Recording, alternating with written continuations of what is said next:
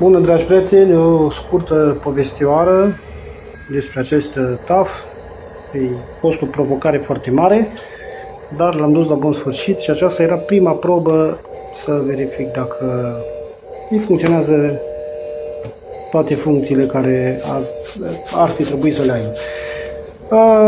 Bateria era puțin cam slabă, între timp am schimbat bateria, dar se pare că am reușit și asta îl face cumva unicul TAF din NEC cu telecomandă.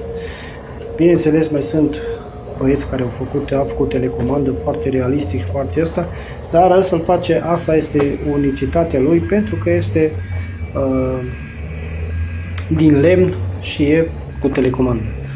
A fost o lucrare foarte grea, dar m-am ambiționat și nu m-am lăsat și am dus-o la bun sfârșit și pentru cine l-am făcut a fost foarte mulțumit.